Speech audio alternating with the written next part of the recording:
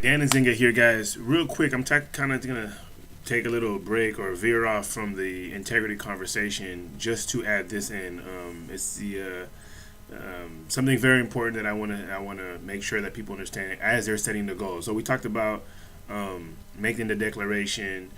So you made the declaration, you got motivated, you got inspired, you went after it, and you didn't reach it. And what do you do next? It's important to stay committed, but a lot of people don't know how to do that. So I just want to touch base, and the reason why I'm doing that is a couple people on my team. This video is specifically for you guys who did not reach your goal. You tried all the whole month, you tried to get 50, didn't get the 50. Now what's the next step? You didn't get the 50. Yeah, we're gonna try to stay committed, but there's 3 steps. There's 3 things you have to do as to stay committed, and to that you need to do. Are very important. If you do them, I guarantee it's going to have a huge difference. It's going to have a big impact on your goals and your ability to reach them next time. Just hear me out. Trust me on this. So you set your goal, you didn't reach them. What do you do when you didn't reach the goal? Okay, 3 steps. First of all, before I even give the 3 steps, I want to say, if you ever keep reaching your goal every month, or every week, every time you set a goal, you get it, that means you're not setting high enough goals. That means that you're underestimating yourself. You're not stretching yourself to be different than you are now. You're not forcing yourself to get something more than you have right now. So should be something that you revisit all the time.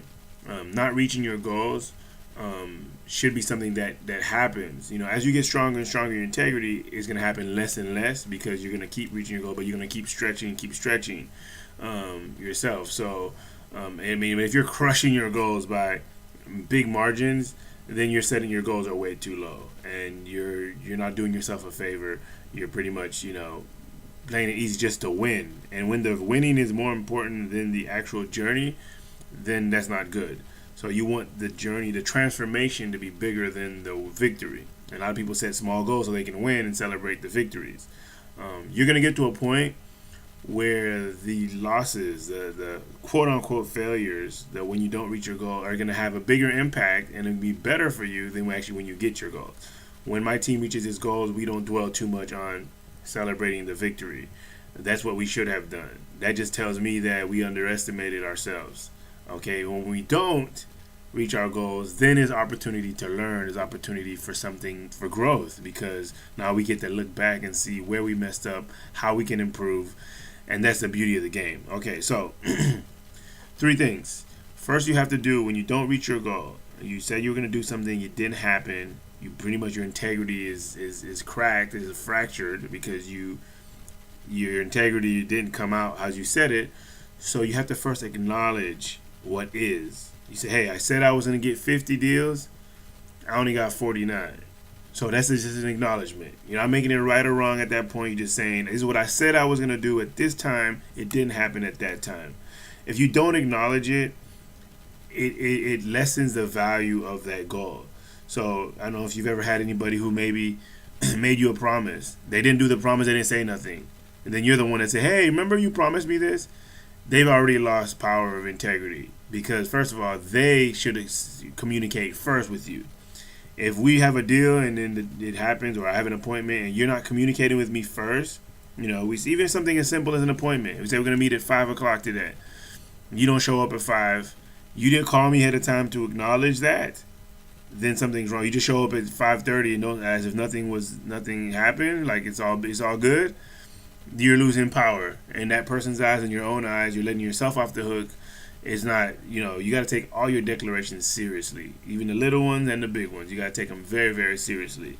So when you don't reach them, because you're not always going to get all your declarations, the first thing you got to do is acknowledge that you did not do that. Acknowledge it to yourself and to the people that you made that declaration to, whoever you promised to. That's why if the more people that you tell the declaration in the beginning, is the more people that you have to go and reestablish with, that you have to acknowledge with, and say, hey, you remember I told you I was going to do that? Well, I didn't do it. I said I was going to do this. I didn't do that. That's just the first step. So a lot of times we shy away from telling everybody our declarations or telling them our objectives, because we don't want to have to, justify ourselves if we see it that way. But I promise you, the best way to do it is with these 3 steps. And there's a reason for that too. Okay, first you say, hey, I said I was going to do this. I said I was going to do X, but Y is what happened. I didn't do it. I didn't have enough strength. Just acknowledging that. Second part you want to do is to speak of the impact of that, the positive and the negative. There's positives in every quote unquote failure, because there's really no failure, just a detour, just a way to look back and say, okay, I need to do this better. It's just part of your transformation. And you never know when you're going to totally be transformed or totally get it. You're never really done transforming because you're always learning. So the second, speak of the impact. So if I have an appointment with you to show up at 5, I show up at 5:30. I don't say nothing. I don't acknowledge it. I don't speak of the impact that had on you or me. That's not a good sign at all, that I'm somebody that you can take seriously or somebody that would keep his word in any other situation. But what I need to do is say, hey, I said I was going to be here at 5. I end up showing up at 5:30. I need to communicate that before you address it. Secondly, I need to speak of the impact. The impact is you wasted 30 minutes of your time waiting for me. There's other impacts as well. The other impacts is whatever we were going to do, we've taken away from that. I've taken away from my ability to be great. So that's an impact too. The positive impact is maybe now I can fix and see myself. It allowed me to see my weaknesses and how something I was doing wrong, my failure in organization and responsibility and communication. So now I get to work on that. So back to sales. You said you were gonna get 50, you didn't. Okay, now you say, well, the impact that has on me in a negative way, my check will be smaller. Another negative impact is that you might not be able to rely on me. The team was not able to reach its goals globally. There's a lot of negative impacts when you don't keep your word, and you got to acknowledge that. And it doesn't just affect you; it affects everybody around you, because the company might have needed to reach a certain number, and when you're able to take responsibility for that, you become more powerful. Okay, we're gonna talk about this later, but responsibility and power are like basically linked. It's not really the same. It's like integrity, responsibility, all those fall together. Okay, now the positives. The good thing about when I'm not reaching my goals is I see that I need to get rid of X, Y, and Z in my life so I can make sure I reach my goals. Other stuff I can see is how important that keeping my word is, and that reinforces that you need to keep your word. So that's the second part. First part is acknowledgement. Second part is the impact. You speak of the impact, positive and negative. You want to first talk about the negative impact that it has had on people around you before you start talking about the negative impact on you. First is you talk about the fact that you didn't keep your word, what it has done for them in a negative way, and then you talk about the negative impact it's had on you. And then the last part, but not least part, is you right then and there set in place a new declaration and a new structure, basically saying why this is never going to happen again. If you're going to make it next time. So you say, okay, I was going to get 50, I didn't.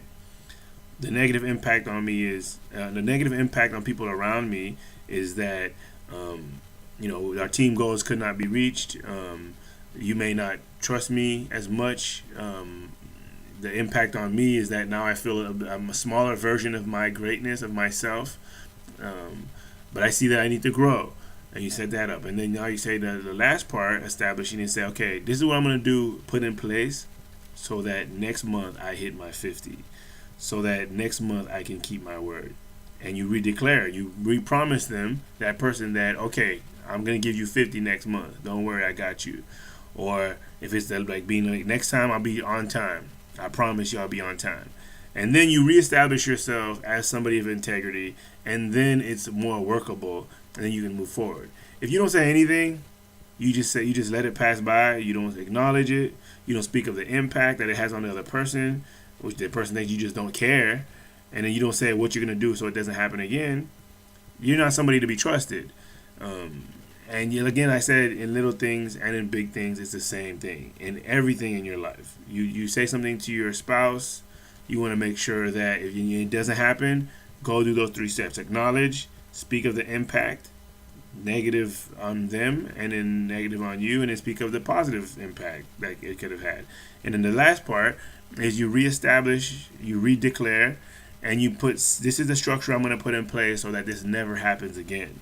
So that I never if it's blanking, whatever it is that you said you're not going to do and you did, or that you said you were going to do and you didn't do, you got to reestablish that and remake that promise. And you had to do it to every single person that you had declared to. And that's the hard part. People don't like to have it seem like you're accountable. And the person might be like, that's cool. But I remember I told my manager, it was one week, I said, I'm going to get 15. I got 13. And, the quota really is 6. So, he was very pleased with my 13. He was very impressed, patting me on the back. Great job. And while he was thanking me, I just said, listen, I told you I was going to get 15. I got 13. I didn't keep my word. And he kind of like, whoa, well, you did good anyway. I'm like, yes, I didn't keep my word. The negative impact on me is that you might think when I say something, I'm not serious about it. I don't want you to feel that. Okay. Secondly, it disappointed me because it was a smaller version of myself. Okay. But from now on, here's what I'm gonna do. I'm gonna show up a little bit earlier. I'm gonna put a structure in place in my life. I'm gonna eliminate some distractions so I can make sure when I say what I'm gonna do, I do it. And then, even though I had just not kept my word, in his mind, he's like, whoa, this guy is serious. This guy's intense. This guy's going to get it. And now my conviction is even stronger. Because there's just so many times you can keep going back and reestablishing. But when you say it with such conviction, and the third part is you got to put something in place. You got to do something different to make sure that doesn't happen again. And you got to acknowledge it and say that. If the reason why you didn't reach your goal is because you were sick, you were off work or whatever, you say, well, from now on, I'm going to take care of my health so I can make sure that doesn't happen again. And when you say that, now there's a chance it might happen again. You might not reach your goal. But in the moment you're establishing that it will never happen again. And you say, never ever again will I be late or will I not keep my word. And if you do break your word, you just reestablish it the same way again. You don't have to be afraid of break. You can be fearless because you can always repair it with those 3 steps. And then you move forward. So, that's how it is. If you haven't kept your word, if you did not reach your goal, and you want to stay committed, use those 3 steps. Put in the comments, comment, let's talk, let's have a conversation, and I'll see you next time. Signing out, Dan and Zinga. This video went a little bit longer than I thought it was going to go, but it's all good stuff. Keep your integrity, guys. Talk to you soon. See you at the top.